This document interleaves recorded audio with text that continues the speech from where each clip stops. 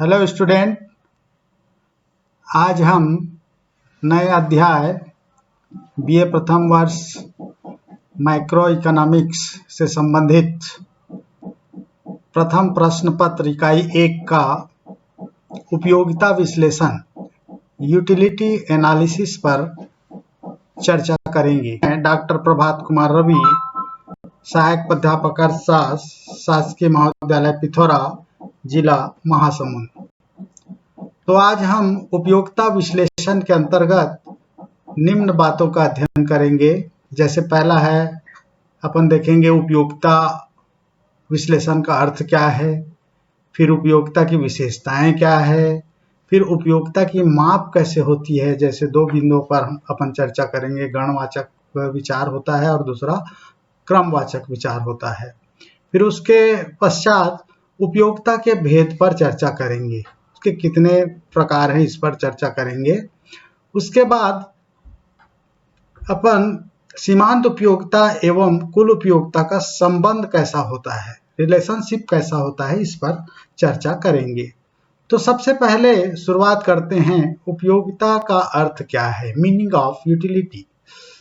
जैसे साधारण बोलचाल में उपयोगिता का अर्थ किसी वस्तु के उपभोग या प्रयोग से मिलने वाले संतोष से लगाया जाता है। ये सभी लोग जानते हैं कि भाई जिस वस्तु का हम उपभोग करते हैं और उसके उपभोग से या उसके प्रयोग से जो हमको संतोष मिलता है उसी को उपयोगिता कहा जाता है। जैसे कि सामान्यतया सूर्य की रोशनी, हवा, पानी आदि का उपयोग हम प्रतिदिन करते रहते हैं। इसके उपयोग से जो सुख एवं आनंद की अनुभूति होती है उसे हम इन वस्तुओं से मिलने वाली उपयोगिता कह सकते हैं, क्योंकि प्रतिदिन हम सूर्य की रोशनी, हवा, पानी का उपयोग करते रहते हैं। तो इससे जो सुख और आनंद की अनुभूति जो हमको प्राप्त होती है उसी को उपयोगिता कहा जाता है। परंतु अर्थशास्त्र में उपयोगिता का अर्थ जो है काफी व्यापक है। देखते हैं, अर्थशास्त्र में उपयोगिता शब्द का अभिप्राय किसी पदार्थ के उपभोग से मिलने वाली संतुष्टि से है। जब किसी वस्तु में आवश्यकता को संतुष्ट करने की शक्ति होती है, जब किसी वस्तु में आवश्यकता को संतुष्ट करने की शक्ति होती है, भले ही उस वस्तु के उपभोग से उपभोक्ता को हानि ही क्यों ना हो। इस बात को समझ रहे हैं ना, भले ही उस वस्तु के उपभोग से उपभोक्ता को हानि ही क्यों ना हो, फिर भी उस वस्तु में उपयोगिता का गुण विद्यमान रहता है। संक्षेप में कहा जा सकता है कि उपयोगिता किसी वस्तु की वह शक्ति है जो किसी व्यक्ति की आवश्यकता को पूरा करती है। इसी के संबंध में प्रोफेसर बाग ने अपना विचार व्यक्त किया है। अर्थशास्त्री के लिए उपयोगिता आवश्यकताओं को संतुष्ट करने की क्षमता है, ये बाग ने कहा है। अब एडवर्ड नेविन ने कहा है, अर्थशास्त्र में उपयोगिता का अर्थ उस संतुष्टि या आनंद या लाभ से है जो किसी व्यक्ति को धन या संपत्ति के उपभोग से प्राप्त होता है। देखिए, इन्होंने कहा है कि उपयोगिता का अर्थ उस संतुष्टि, आनंद या लाभ से है जो किसी व्यक्ति को किससे मिलता है, धन या संपत्ति के उपभोग से प्राप्त होता है। इन्हीं परिभाषाओं के आधार पर उपयोगिता की विशेषताएं देखते हैं। जैसे पहला विशेषता है, उपयोगिता एक सापेक्षिक शब्द है, रिलेटिव शब्द है। यह समय एवं स्थान के आधार पर अपना स्वरूप को बदलते रहती है। जैसे शराबी के लिए शराब आवश्यक है, गर्मी के दिनों में हम बर्फ या कूलर का उपयोग करते हैं, एसी का उपयोग करते हैं। उसी प्रकार से बारिश के लिए छतरी उपयोगी होता है, बारिश जब नहीं है तो छतरी कोई उपयोग नहीं है उसका। तो इस प्रकार से समय और अपना स्थान के आधार पर उपयोगिता जो है अपना स्वरूप जो है बदलते रहती है, और उपयोगिता जो है तीव्रता पर निर्भर करती है, उसकी तीव्रता पर। दूसरा विशेषता है, उपयोगिता का कोई भौतिक रूप नहीं होता, कोई फिजिकल शेप नहीं होता। उपयोगिता एक मनोवैज्ञानिक तथ्य है जिसे महसूस किया जा सकता है। इसका कोई भौतिक आकार प्रकार नहीं होता है। उपयोगिता उपभोक्ता की मनोदशा पर निर्भर करता है। जैसे देखिए, मक्खन एक दुर्बल व कमजोर व्यक्ति के लिए उपयोगी है। मक्खन जो है एक कमजोर व्यक्ति के लिए उपयोगी है, किंतु हेल्दी आदमी है, जो मोटा ताजा आदमी है, उसके लिए वो उपयोगी नहीं है। तीसरा विशेषता है उपयोगिता का संबंध फलदायकता या लाभदायकता से नहीं होता है। कोई ऐसी वस्तु हो सकती है जो किसी व्यक्ति की आवश्यकता को संतुष्ट तो करती है, परंतु उसके लिए वस्तु लाभप्रद न हो, फिर भी वो उसका उपभोग करता है। इसलिए कहा गया है कि उपयोगिता का संबंध फलदायकता या लाभदायकता से नहीं होता। जैसे देखिए, शराबी की आवश्यकता को संतुष्ट जरूर करता है, परंतु वो उसके लिए क्या होता है, हानिकारक होता है। तो इस प्रकार से उपयोगिता का संबंध फलदायकता या लाभदायकता से नहीं होता। चौथा विशेषता है उपयोगिता आवश्यकता की तीव्रता पर निर्भर करती है। जो वस्तु जितनी तीव्र आवश्यकता की पूर्ति करती है, जो वस्तु जितनी तीव्र आवश्यकता की पूर्ति करती है, उसमें उतनी ही अधिक उपयोगिता होती है। देखिए, प्यास आपको लगी है तो पानी उपयोगी होगा आपके लिए। प्यास के समय पानी की उपयोगिता सबसे अधिक होगी। अगर आप प्यासे नहीं हैं और कोई पानी देता है तो ऐसे ही पिएंगे आप।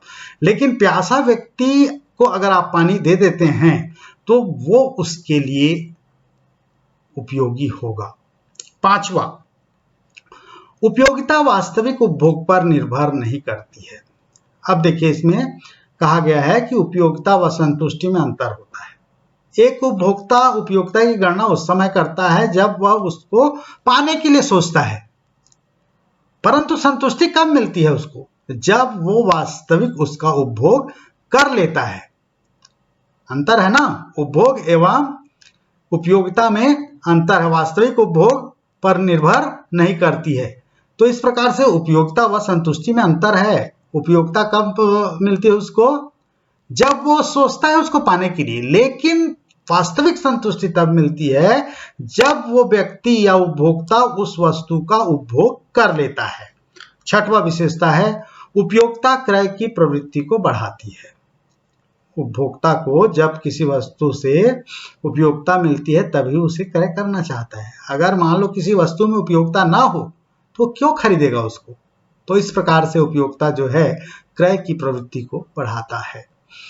सातवां विशेषता है उपयोगिता त्याग के बिना असंभव है। इसके लिए त्याग तो करना पड़ेगा। अगर आप उपयोगिता प्राप्त करना चाहते हैं या किसी वस्तु को क्रय करना चाहते हैं, उसके लिए आपको त्याग करना पड़ेगा, तभी आप उस वस्तु से संतुष्ट हो सकते हैं। इस प्रकार से उपयोगिता की विशेषताएं दी हुई है। अब है उपयोगिता की माप। उपयोगिता की माप की दो विचारधाराएं हैं। पहला है गणवाचक विचारधारा, जिसको मार्शल ने प्रस्तुत किया है। मार्शल जो है उपयोगिता को रोटी का जो उदाहरण दिया है, रोटी का उदाहरण देकर उन्होंने संख्यात्मक रूप से मापने का प्रयास किया है।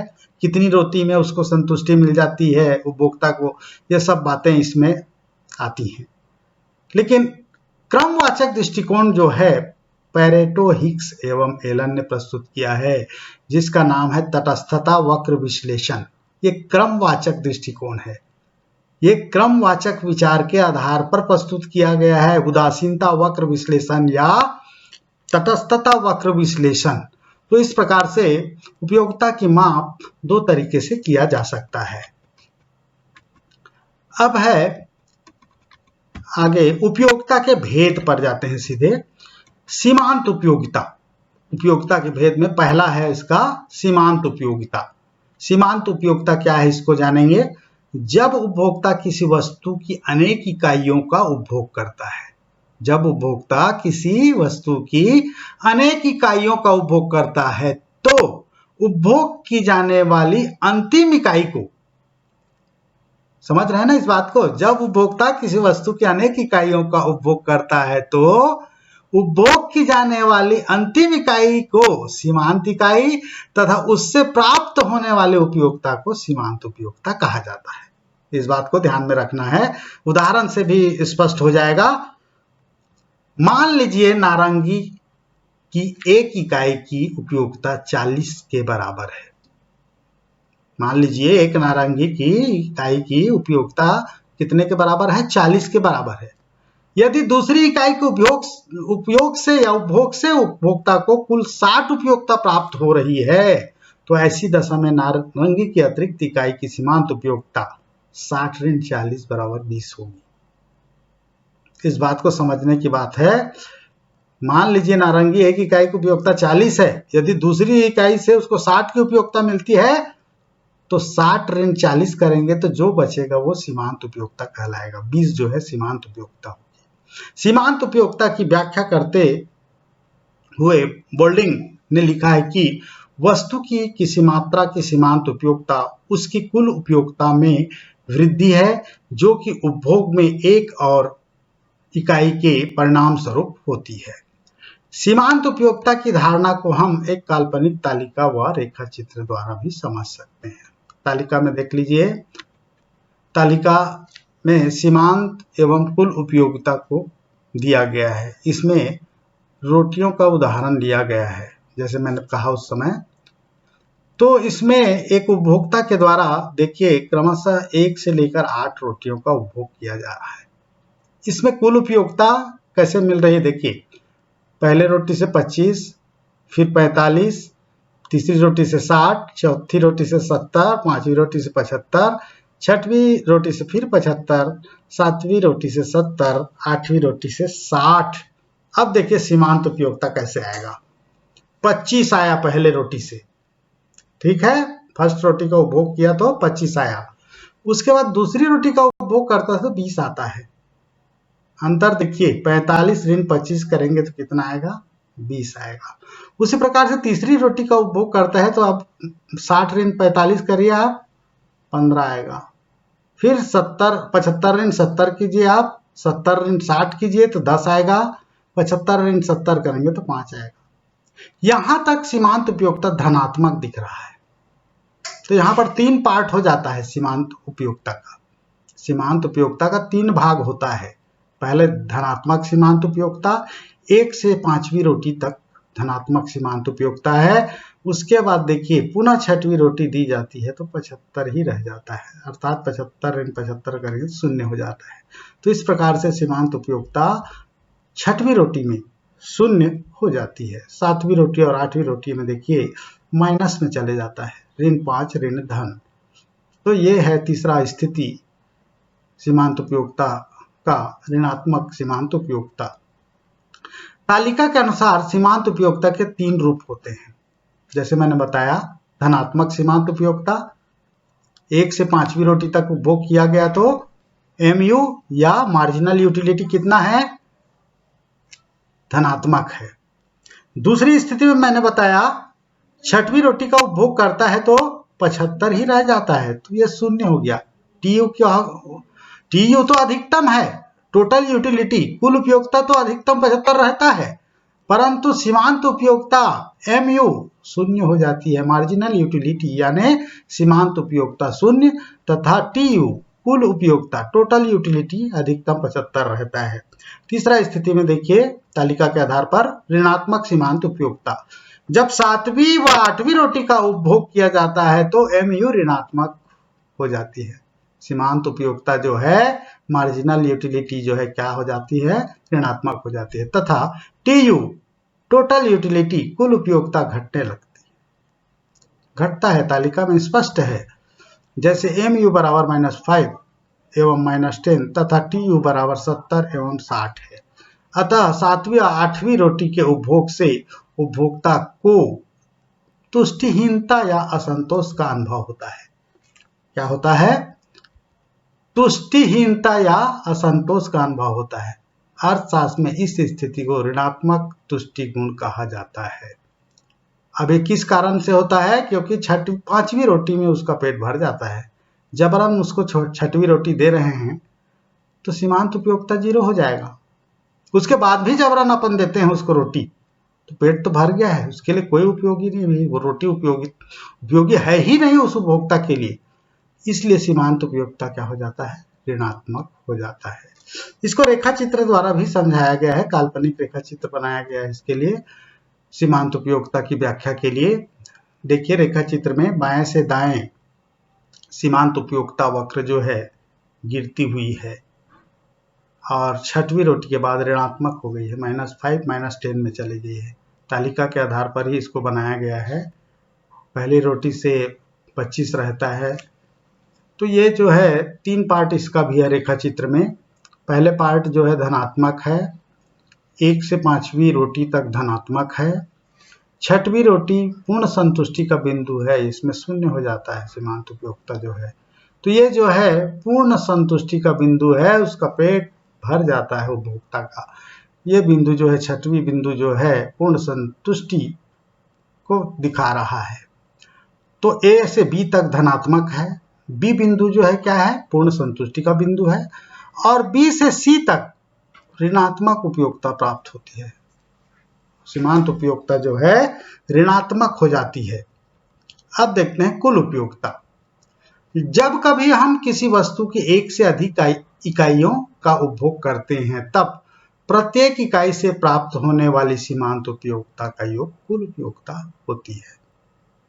जब कभी हम किसी वस्तु की एक से अधिक इकाइयों का उपभोग करते हैं, तब प्रत्येक इकाई से प्राप्त होने वाली सीमांत उपयोगिता का योग कुल उपयोगिता होती है। जैसे आप देखे होंगे पहले में 20 था, फिर 15 है, तो इस तरीके से उसको जोड़ते जाएंगे। सीमांत उपयोगिता को जब जोड़ते जाएंगे तो उसका जोड़ जो निकलेगा वो क्या कहलाएगा, कुल उपयोगिता कहलाएगा। सीमांत उपयोगिता का योग जो है कुल उपयोगिता कहलाता है। तो कुल उपयोगिता के अर्थ को स्पष्ट करते हुए प्रोफेसर मेयर्स ने लिखा है कि किसी वस्तु की उत्तरोत्तर इकाइयों के उपभोग के परिणाम स्वरूप प्राप्त सीमांत उपयोगिता के योग कुल उपयोगिता होती है।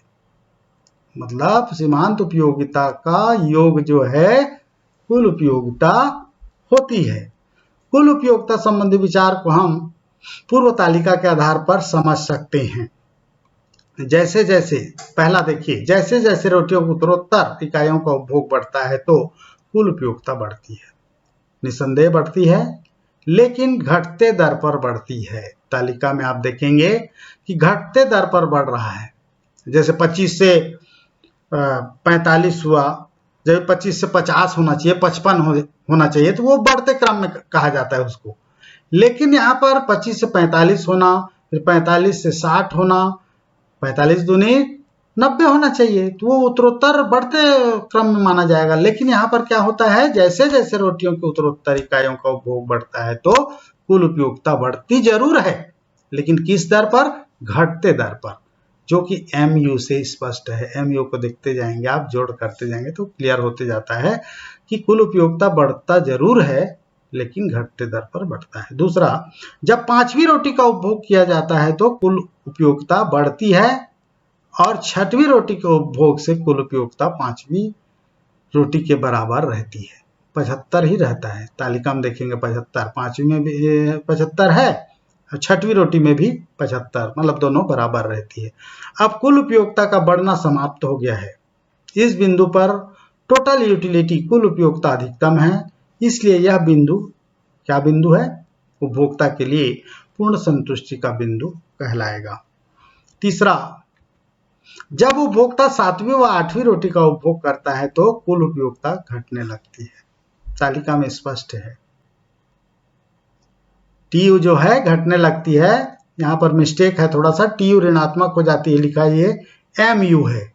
सीमांत उपयोगिता है ये, मार्जिनल यूटिलिटी ऋणात्मक हो जाती है।